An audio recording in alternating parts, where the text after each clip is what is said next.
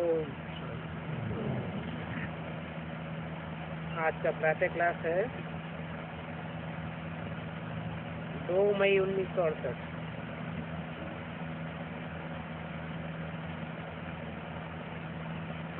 मीठे मीठे रूहानी बच्चे ये तो जानते हैं कि हम बाप के सामने बैठे हैं।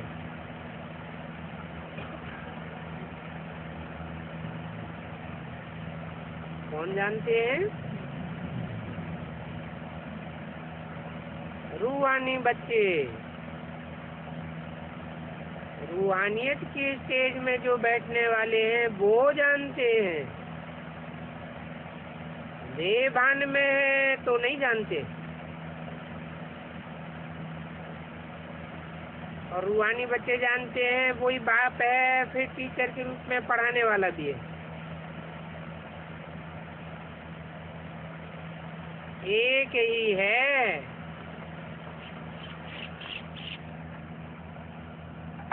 टीचर भी है और बाप भी है। वही पतित पावन सदगति दाता भी है और साथ ले जाने वाला सदगुरु भी है।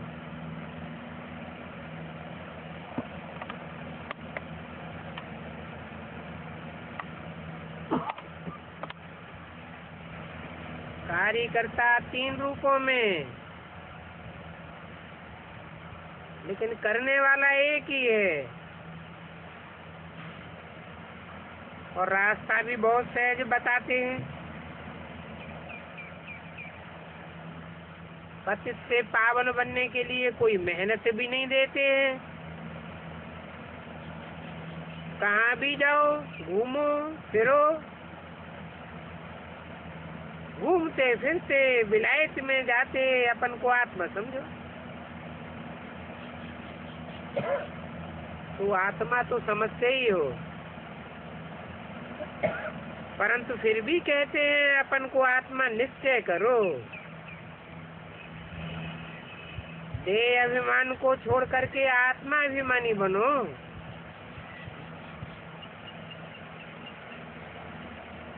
हर समय आत्मा देखने में आए। मैं बिंदु रूप आत्मा,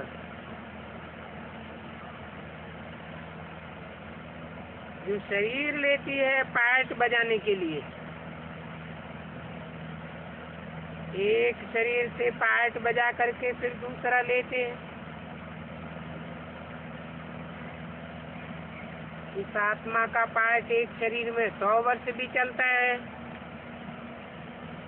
इसका 2 वर्ष, इसका 6 मास का। और कोई तो जन्म लेते ही शरीर छोड़ देते हैं। जन्म होने से पहले ही गर्भ में खत्म हो जाते।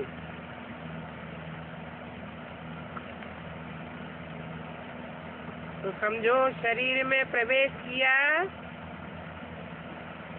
तो उसका भी जन्म हो गया। कोई आत्मा ने प्रवेश किया, गर्भ होता है तो समझा जाता है कोई आत्मा आवेगी, क्योंकि गर्भपिंड पहले निर्जीव होता है,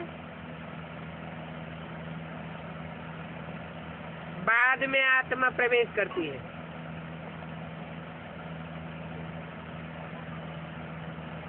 अभी यहाँ के पुनर्जन्म में और सतयुग के पुनर्जन्म में रात दिन का फर्क है। यहाँ तो लेते हैं गर्भ जेल में जन्म। इसको गर्भ जेल कहा जाता है। और सतयुग में गर्भ जेल होता नहीं है, क्योंकि वहाँ पैदाइश विख की नहीं है।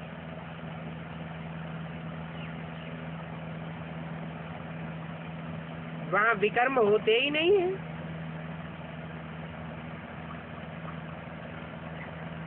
कर्म इंद्रियों से कोई भी कर्म नहीं होता। वहाँ रावण राज्य ही नहीं। बाप सभी बातें समझाते हैं। साधु संत आदि तो कुछ भी नहीं जानते, और न कोई शास्त्रों में है। ये ज्ञान कोई भी शास्त्रों में नहीं है। मनुष्य तो शास्त्रों की आज्ञा अनुसार यज्ञ तप दान पुण्य आदि करते हैं, परंतु वो तो सभी भक्ति मार्ग के हैं। और शास्त्र शुरू होते हैं द्वापर से, जब द्वैतवाद शुरू होता है। एक की मत न मिले दूसरे से। सत्युग त्रेता में शास्त्रों का नाम निशान भी नहीं है। ये शास्त्र तो है ही भक्ति मार्ग के लिए। बाप ने समझाया है भक्ति मार्ग इतना बड़ा है जितना बीज का झाड़ बड़ा होता है।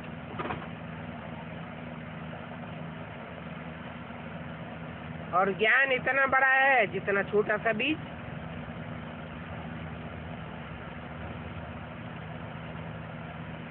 भक्ति इतनी बड़ी है जितना झाड़। देखो कितना फर्क हो जाता है। ये बातें शास्त्रों में नहीं है। वेद का बाप बैठे शरीर द्वारा समझाते हैं, और इस शरीर की आत्मा भी सुनती है।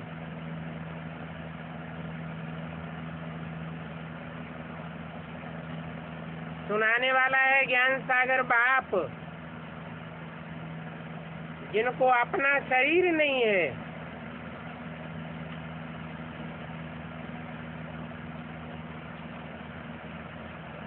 वो सदा शिव कहलाते हैं।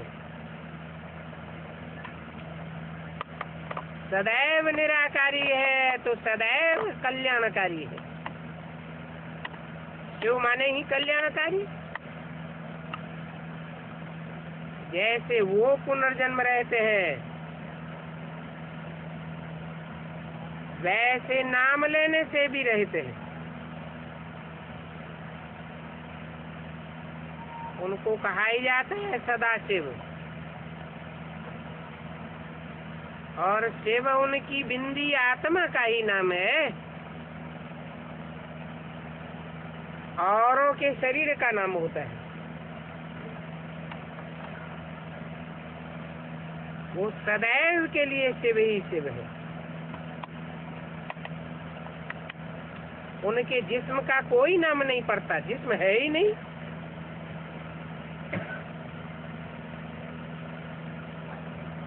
इसमें प्रवेश करते हैं तो भी इनके जिस्म का नाम उन पर नहीं आता। इनके जिस्म का नाम उन पर नहीं आता। न ब्रह्मा के जिस्म का नाम उन पर आता है,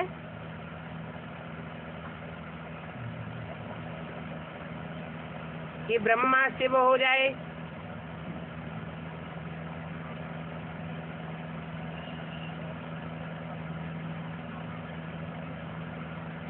हाँ, शंकर के साथ शिव का नाम जोड़ा जाता है।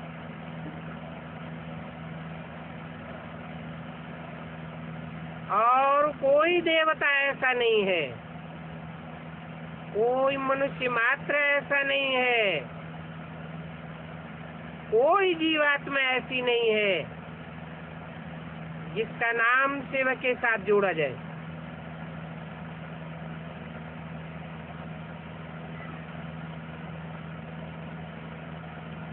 फिर कहते हैं शिव शंकर भोलानाथ, शिव ब्रह्मा या शिव विष्णु नहीं कहा जाता।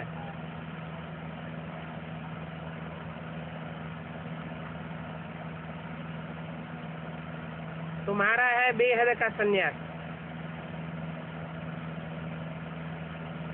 वो हद के सन्यासी होते हैं, उनके भी नाम फिरते रहते हैं। तुम्हारा नाम भी बाबा ने कितना अच्छा रखा है।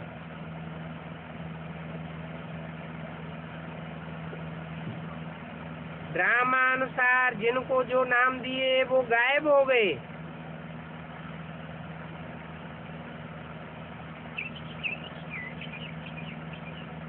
बाप ने समझाया हमारे बने हैं तो कायम रहेंगे,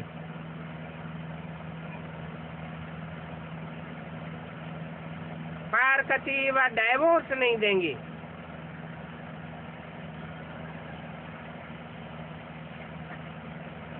परंतु वो भी दे दिए।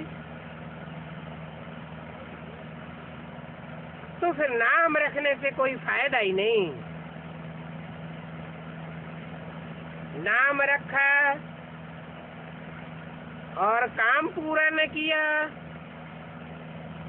तो क्या फायदा हुआ।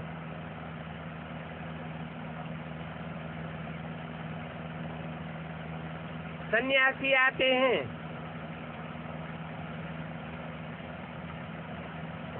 तो नाम बदल देते हैं, फिर वो पुराना नाम ही चलता रहता है।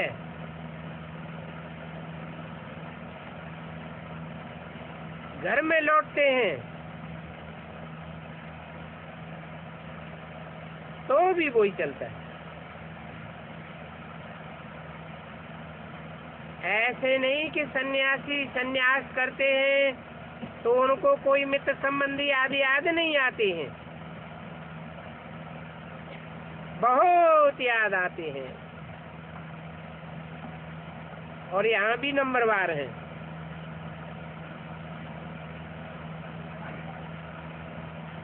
और कोई तो ऐसे हैं कि मित्र संबंधी आदि बिल्कुल ही याद नहीं रहते। इतना बाप के लव में लीन हो जाते हैं परिचय पाते ही। कोई को तो मित्र संबंधी आदि सब याद आते रहते हैं, उनमें फंस मरते हैं। देह के संबंधियों में रग जुटी रहती है और कोई का तो झट कनेक्शन टूट जाता है। आखिरीन सबको कनेक्शन तोड़ना तो है ही। तो नंबर किसका आगे जाएगा और किसका पीछे जाएगा है? जिनका ऑटोमेटिक कनेक्शन टूट जावे बाप का परिचय मिलते ही वो आगे चले जाएंगे, क्योंकि उनका फाउंडेशन पहले से ही नष्टो मोहा स्मृति लब्धा का पड़ गया। और फाइनल पेपर क्या है? नष्टो मोहा स्मृति लब्धा।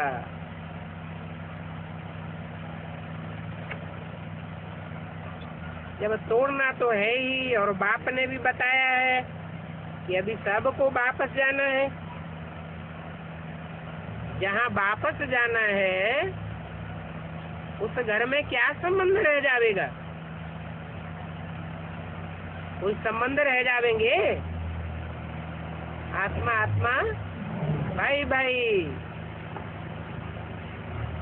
परमपिता परमात्मा एक बाप,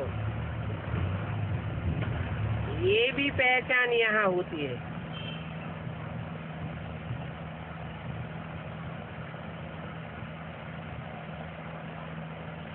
कोई को तो मित्र संबंधी याद आते रहते हैं, बाप बैठ सिखलाते हैं। सुबह को भी बाबा बता रहे थे, देख देख मन में हर्षित होते रहो। बाप के बच्चों में ऐसे, बाप के नयनों में ऐसे बच्चे समाये रहते हैं।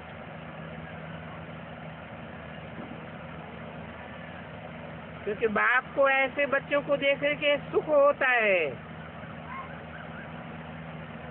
आंखों में नूर जैसे समाये हुए हैं।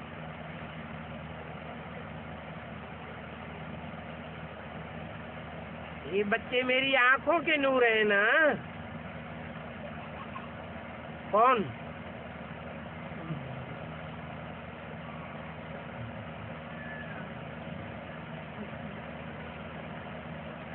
बेहद का बाप भी देख देख के खुश होते हैं। लौकिक बाप भी अपने अच्छे बच्चों को देख करके खुश होता है, क्योंकि कोई तो बहुत अच्छे बच्चे होते हैं, कोई फिर नाफरमान बरदार होते हैं, बेईमान होते हैं, तो बाप इतना खुश नहीं होते हैं। कहते हैं ऐसा बच्चा तो न जन्मा होता तो अच्छा था, नाक पैदा हुआ।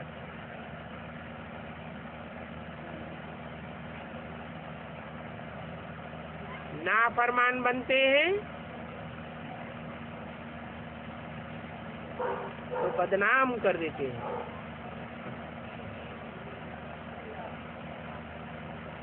ये बाप सर से उन सपूत बच्चों को देख करके हर्षित होते हैं। तो नाम बदनाम करते हैं।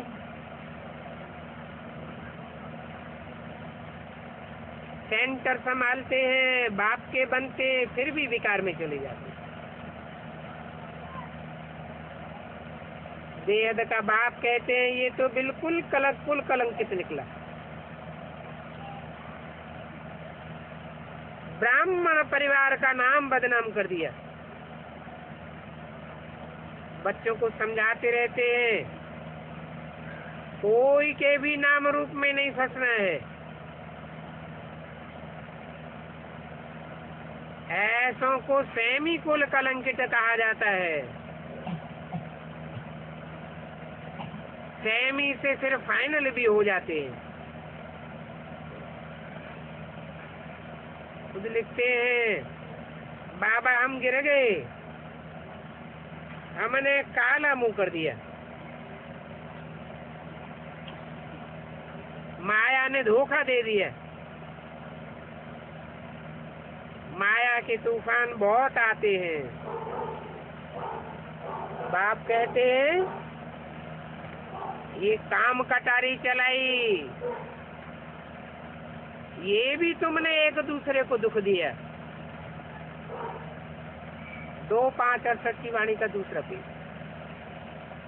इसलिए बाप एक एक से प्रतिज्ञा कराते हैं। पहले बहुतों ने खून से लिख करके प्रतिज्ञा दी,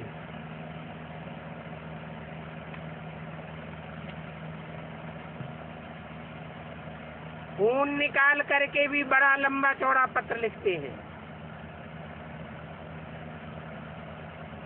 तो ये जैसे कि एग्रीमेंट हो जाती है। आज वह बच्चे हैं नहीं,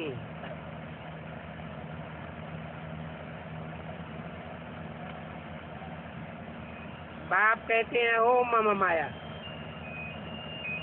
तुम बड़ी जबरदस्त हो, ऐसे खून से लिखने वाले भी न रहे।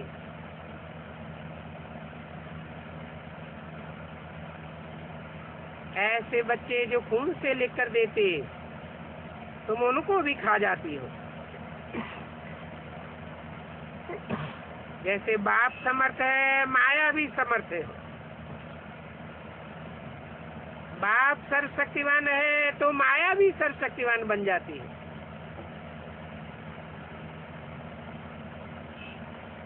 माया का भी आधा कल्प समर्थी का वर्षा मिलता है, आधा कल्प फिर माया समर्थी गंवाई देती है। ये है बेहद की बातें। देवी देवता धर्म वाले ही सॉल्वेंट फिर इंसॉल्वेंट बनते हैं। अभी तुम लक्ष्मी नारायण के मंदिर में जावेंगे तो जिस भावना से पहले भक्ति मार्ग में जाते थे उस भावना से अब थोड़े ही जावेंगे। तुम तो वंडर खावेंगे। इन लक्ष्मी नारायण के घराने के तो हम हैं, हम ही सो देवता थे। अभी हम पढ़ रहे हैं मनुष्य देवता बनने के लिए पढ़ाई है। इन लक्ष्मी नारायण की आत्मा भी बाबा से पढ़ रही है। आगे तो तुम जहाँ तहाँ माथा टेकते रहते थे, अभी तो तुमको ज्ञान आ गया है। हर एक के 84 जन्मों की बायोग्राफी को तुम जानते हो। हर एक आत्मा अपना अपना पार्ट बजाती है। बाप कहते हैं, बच्चे संगम युग में सदैव हर्षित मुखपने का वर्षा लेते रहो। कभी दुखी हो जाते हैं तो समझो हमने दुखी जन्मों की शूटिंग कर दी। यहाँ के हर्षित पने के संस्कार फिर तुम जन्म जन्मांतर के लिए साथ ले जावेंगे।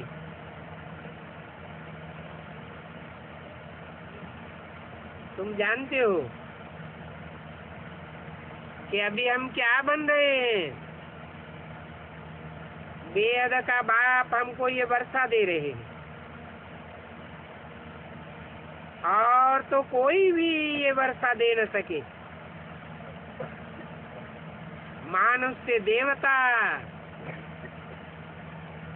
एक भी मनुष्य नहीं जिनको ये पता हो कि ये लक्ष्मी नारायण कहाँ गए।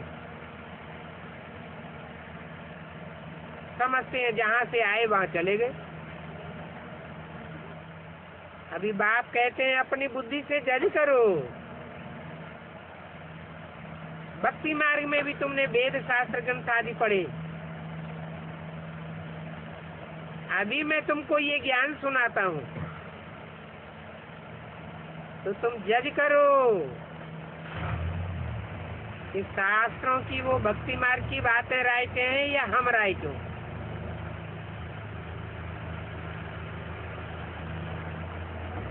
बाप राम है, राइटियस,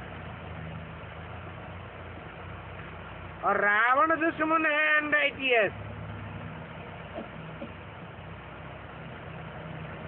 रावण के कारण भारत आज अनराइटियस बना है।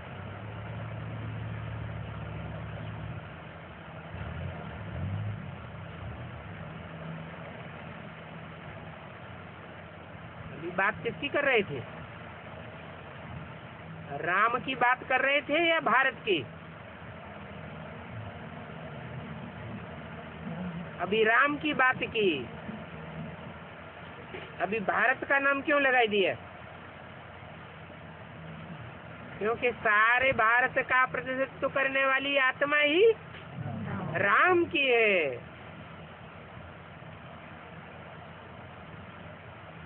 भारत के कारण से सारी दुनिया अनराइटियस बन गई। और भारत किसके कारण अनराइटियस बना? रावण के कारण।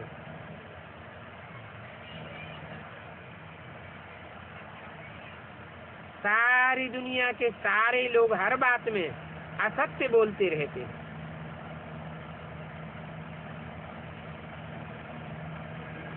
ज्ञान की बातों के लिए कहा जाता है सत्य और असत्य। तुम समझते हो पहले हम भी असत्य बोलते थे। दान पुण्य आदि कुछ भी करते थे, पाप आत्माओं का पाप आत्माओं से ही लेन देन था। ये दान पुण्य आदि करते सीढ़ी नीचे ही उतरते चले आए। भाव स्वभाव संस्कार नीचे ही गिरते गए।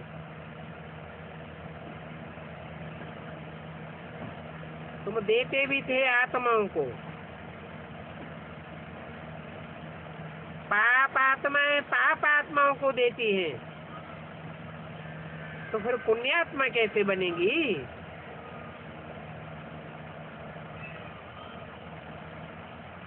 वहाँ नई दुनिया में तो पाप आत्माओं की लेन देन ही नहीं होती। पाप आत्माएं होती नहीं। बाप तुमको इस समय इतना सभी कुछ दे करके जाते हैं जो वहाँ लेन देन घाटा कर्ज आदि की बात ही नहीं रहती।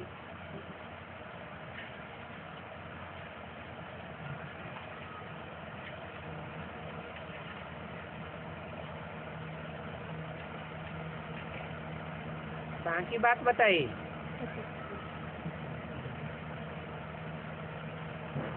नई दुनिया की बात बताइए।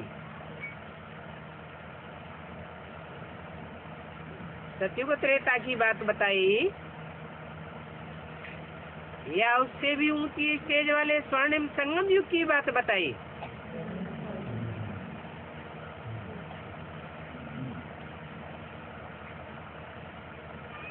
यहाँ तो लाखों रुपए का कर्जा मनुष्य लेते हैं। इस रावण राज्य में मनुष्य को कदम कदम पर दुख देखो कितने हैं। अभी तुम संगम युग पर हो, तुम्हारे तो एक एक कदम में पदम भरे हुए हैं। ये देवताएं पदमपति कैसे बने ये किसी को पता नहीं है।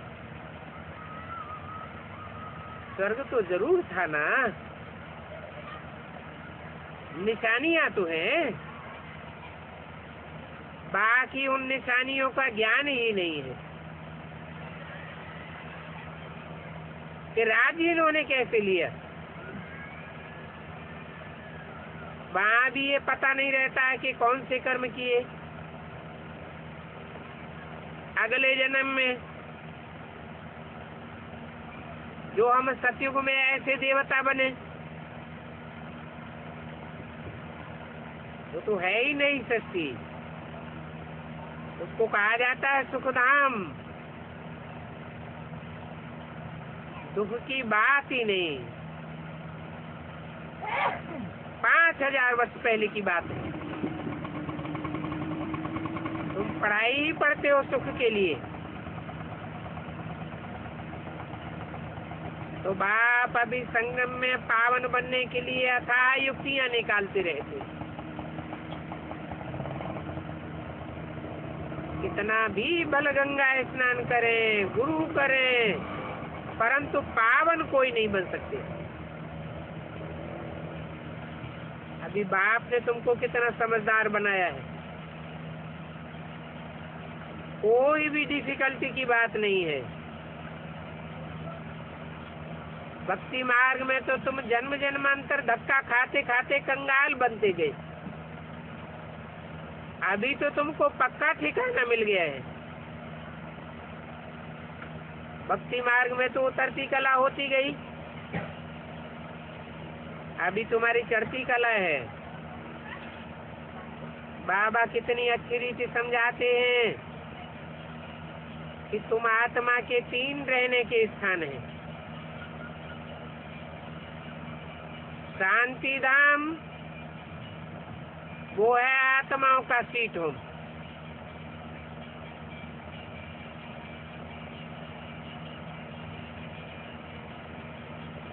जैसे विलायत से आते हैं तो समझे कि हम सीट होम जाते हैं,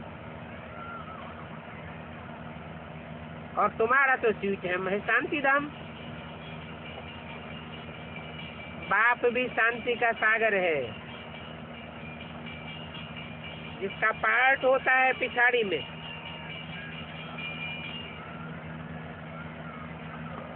तो बाप कितना समय शांति में रहते होंगे।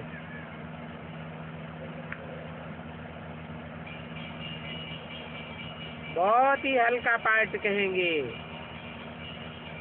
और पार्ट तो साकार दुनिया में बजाया जाता है ना, बाकी तो वो रहते ही है शांति धाम में। इस ड्रामा में तुम्हारा हीरो हीरोइन का पार्ट, क्योंकि तुम विश्व के मालिक बनते हो।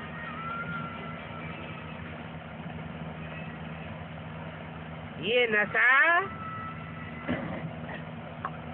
कब और कोई में हो नहीं सकता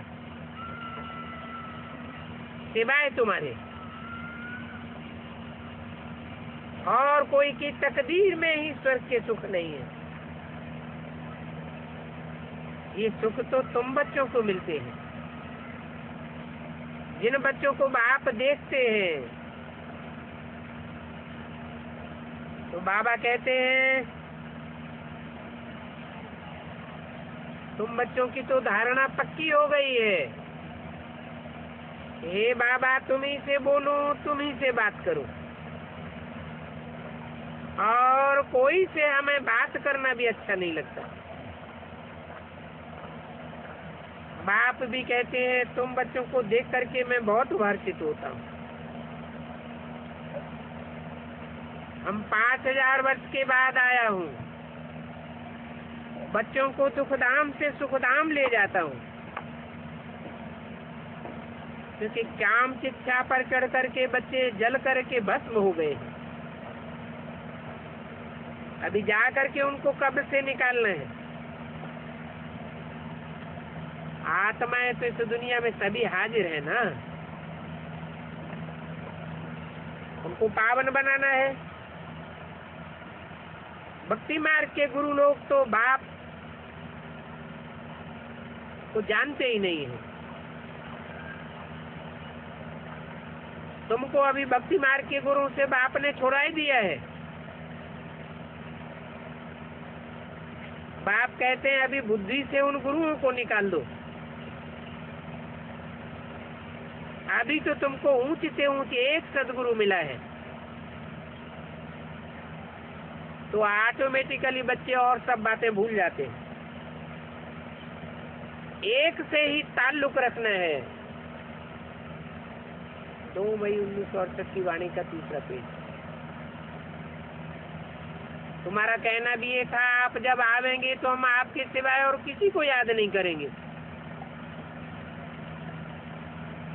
बाप बार बार तुम्हारा 63 जन्मों का अंजाम याद दिलाते हैं। अभी तुम्हारी आत्मा इतनी तमो प्रधान बन गई कि बार बार जन्म जन्मांतर अंजाम किया हुआ याद नहीं आता। तुम कहते थे बाबा जब आप आवेंगे तो आपकी ही मत पर चलेंगे, आपके श्रीमत से हम बहुत श्रेष्ठ बनेंगे। गाते भी आए हैं ऊंचे से ऊंचे भगवान, तो जरूर उनकी मत भी ऊंच होगी ना। बाप खुद कहते हैं मैं ये ज्ञान अभी तुमको देता हूँ, फिर ये प्राय लोप हो जाएगा। पूरा लोप नहीं होता है।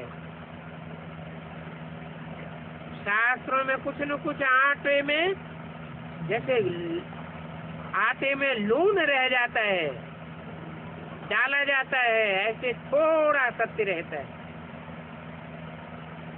भक्ति मार्ग के शास्त्र तो परंपरा से चलते चले आए। पहले उनमें भी सच्चाई थी, क्योंकि दुनिया की हर चीज पहले सतो प्रधान होती है, बाद में तमो प्रधान होती है। शास्त्र भी पहले सतो प्रधान थे, उनमें सच्चाई थी। बाद में जैसे जैसे मनुष्य गुरु तामसी बनते गए, उन्होंने उनके इंटरप्रिटेशन रॉन्ग कर दिए।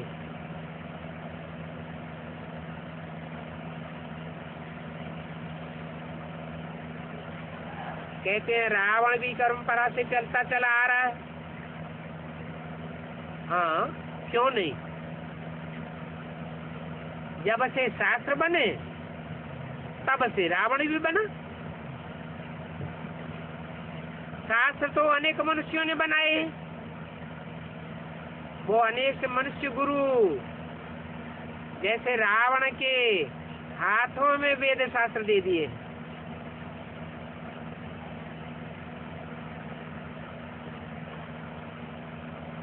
उन मनुष्यों से पूछो रावण कब से जलाते चले आए हो, और रावण को क्यों जलाते हो? विचारों को कुछ पता ही नहीं है। कब से जलाते चले आए? क्या कहेंगे? जब कोई किसी को बहुत दुख देते हैं तो उसका पुतला बना करके जलाते हैं। तो रावण ने भारतवासियों को बहुत दुखी कब से कर दिया? कलयुग में। तो वास्तव में कलयुग से ही रावण जलाते चले आए हैं। द्वापर युग में भारतवासी बहुत दुखी नहीं थे।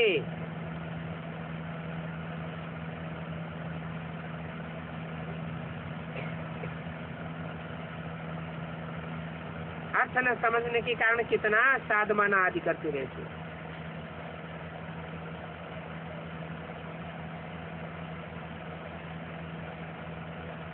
रावण का जलाने का साधमाना ऐसा करते हैं कि बाहर से बहुत विजिटर्स आदि को मंगाते हैं। जैसे सेरेमनी करते हैं रावण को जलाने की। तुम बच्चे जानते हो क्या क्या करते रहते। वास्तव में है ये बेहद का खेल। इसमें फिर हद का खेल बना दिया है। और बेहद का खेल कब होता है? ये राम रावण का बेहद का सच्चा खेल कब होता है? संगम। कोई समझ नहीं सकते हैं रावण को कब से जलाते चले आते।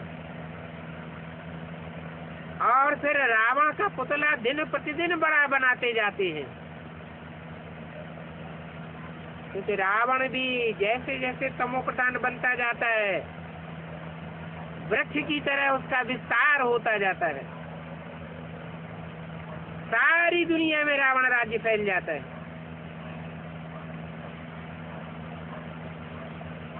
फिर कहते हैं ये परंपरा से चला आता है। परंतु ऐसे तो हो ही नहीं सकता कि सदैव रावण का ही राज्य रहा हो।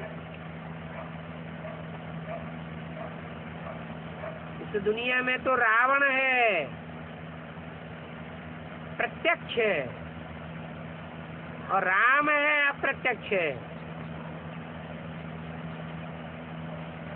ज्ञान की आंखों से देखा जा सकता है इस आत्मा का क्या पार्ट है। अभी तुम रावण को भी जानते हो और राम को भी जानते हो।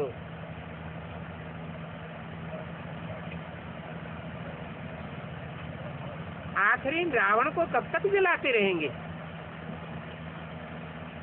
तुम तो जानते हो थोड़ा समय रहा है, फिर तो इनका राज्य ही नहीं रहेगा। बाप कहते हैं ये रावण सबसे पुराना दुश्मन है, उन पर विजय पानी है।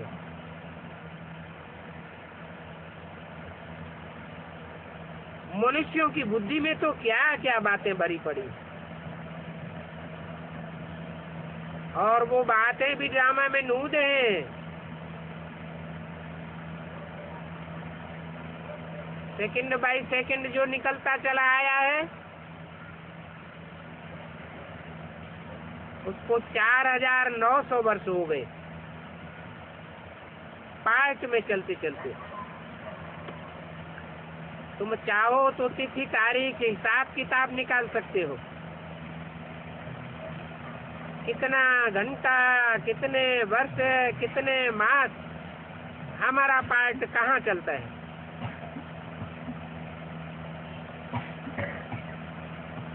इतना ये ज्ञान को विस्तार में ले जा सकते हैं। एक एक आत्मा का विस्तार निकाला जाए तो कितना बड़ा विस्तार हो जाएगा। वास्तव में ये सारा ज्ञान बुद्धि में होना चाहिए, परंतु बच्चे नंबरवार हैं। बाबा हमको ये बातें समझाते रहते हैं। बाप कहते हैं मैं ही पतित पावन हूँ और तुम मुझे ही बुलाते हो कि आकर के पतित से पावन बनाओ।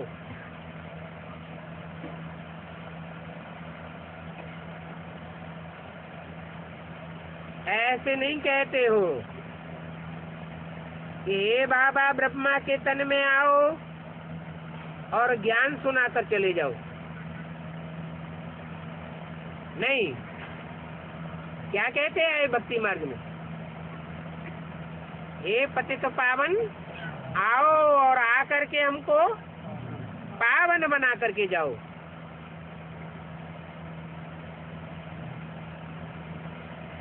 तो जरूर आकर के पावन बनाते होंगे। रावण के संग के रंग से तुम पतित बने। रावण तो अनेक मतों का संगठन दिखाया हुआ है,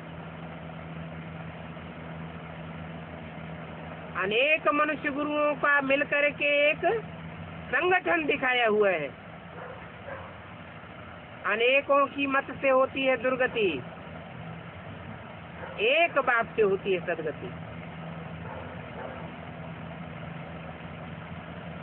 पतित दुनिया होती है दुखधाम में, जहाँ रावण राज्य होता है।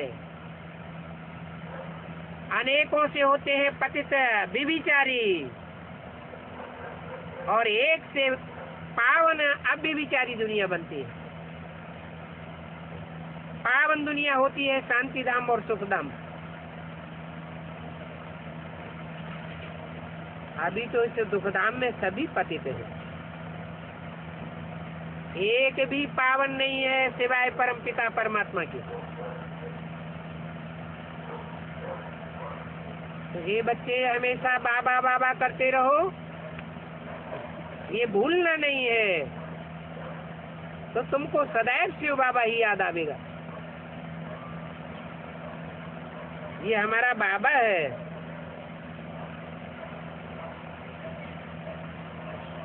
पहले पहले ये हमारा बाबा है, और ये बेहद का बाबा है ना।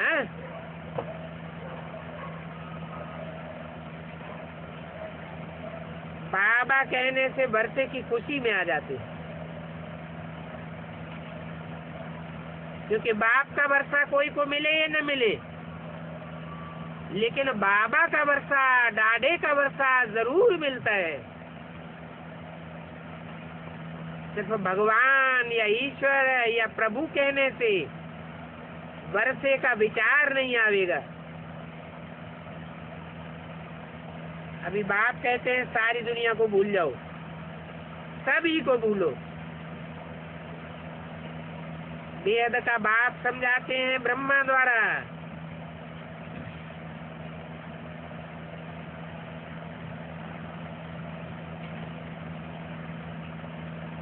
कौन से ब्रह्मा द्वारा समझाते हैं? सुनाते भी हैं, फिर समझाते भी हैं, फिर प्रैक्टिकल कर्म भी कराते हैं।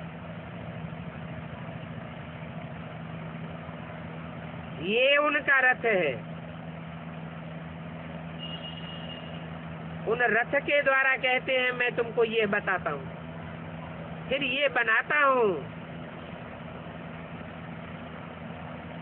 इस बैज में सारा ज्ञान भरा हुआ है।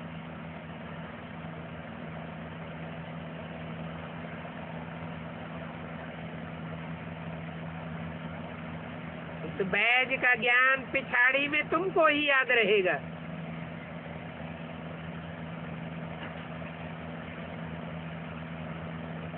क्योंकि तुम त्रिमूर्ति शिव को याद करने की प्रैक्टिस पक्की करते हो। तुमको याद रहेगा शांति धाम और सुख धाम। सुख धाम को तो भूलते जाते हो, ये भी जानते हो कि नंबरवार सभी अपने टाइम पर आवेंगे। कोई सुखधाम में आवेंगे, कोई दुखधाम में आवेंगे।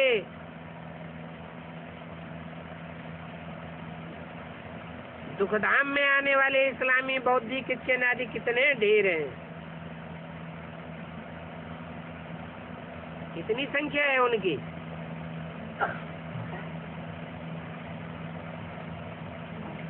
है कितनी आत्माएं हैं जो दुखधाम में ही आती हैं।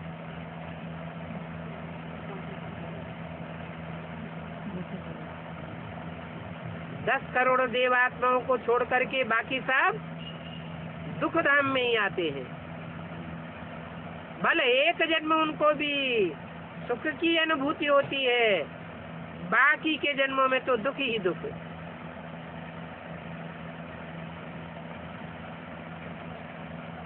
उनकी है अनेक प्रकार की भाषाएं। दुखधाम में अनेक प्रकार के राज्य, अनेक प्रकार के कुल, अनेक प्रकार की जातियां।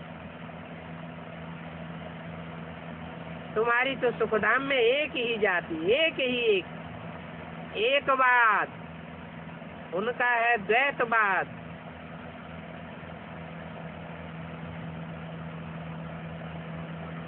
पहले एक ही धर्म था, फिर उस एक धर्म में से कितने निकले हैं, कितनी बड़ी बड़ी लड़ाइयां आदि निकलती चली आई है। लड़ते तो सभी हैं,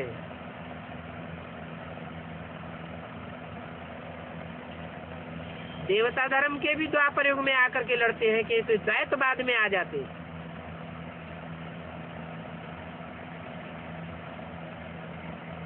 सब देहवानी बन पड़ते हैं, निर्धन के बन जाते हैं, धनी धोरी का पता ही नहीं रहता।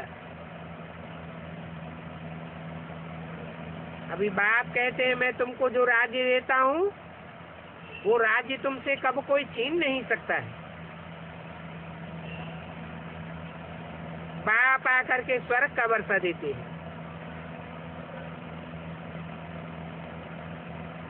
इस स्वर्ग में जाने की अभी तुम प्रैक्टिस करते हो।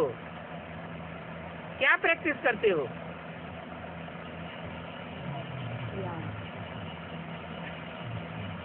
स्वर्ग में कौन जावेंगे? जो स्थिति में स्थित रहेंगे तो स्वर्ग में जावेंगे। पर चिंतन करते रहेंगे तो स्वर्ग से दूर होते जावेंगे।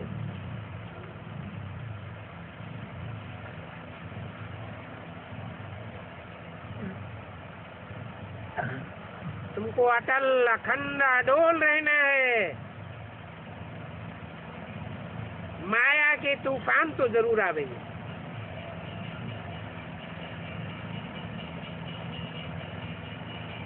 नंबर 1 को तूफान आते हैं या नहीं आते हैं? नंबर 1 को भी तूफान आते हैं। पहले पहले जो आगे होगा उसको 7 प्रकार के अनुभव होंगे।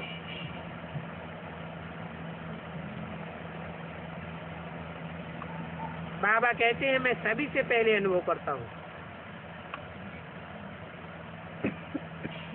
बीमारियां सब हमेशा के लिए खत्म हो जानी है, इसलिए कर्मों का हिसाब किताब बीमारी आदि जाती आए तो उसमें डरना नहीं चाहिए। डर जावेंगे तो हार्ट फेल हो सकता है।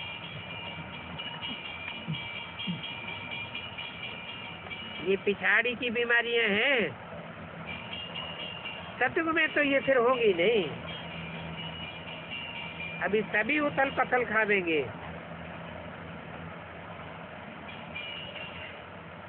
माया ऐसी हड़खड़ है जो बूढ़ों को भी जवान बनाई देती है।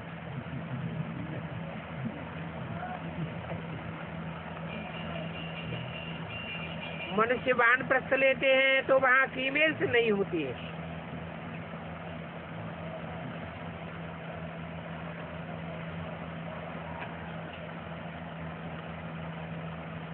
आजकल तो फीमेल्स भी संन्यास ले लेती है। पहले मनुष्य सन्यासी ही जंगल में जाते थे, वहाँ फीमेल्स नहीं होती थी। और सन्यासी भी और कोई तरफ देखते भी नहीं थे, दीक्षा ली और चले। आगे तो बिल्कुल स्त्री तरफ देखते ही नहीं थे। समझते थे देखने से जरूर बुद्धि में आवेगा। आंखों से जो देखते हैं सो याद जरूर आता है। भाई बहन के संबंध में भी बाबा देखते हैं बुद्धि जाती है, इसलिए बाबा कहते हैं भाई भाई देखो। शरीर का नाम भी नहीं लो। ये आत्मा आत्मा भाई भाई समझना बड़ी ऊंची मंजिल है। इस बड़ी ऊंची मंजिल पर एकदम चोटी पर जाना है। ऊंची से ऊंची चोटी का नाम क्या रखा है?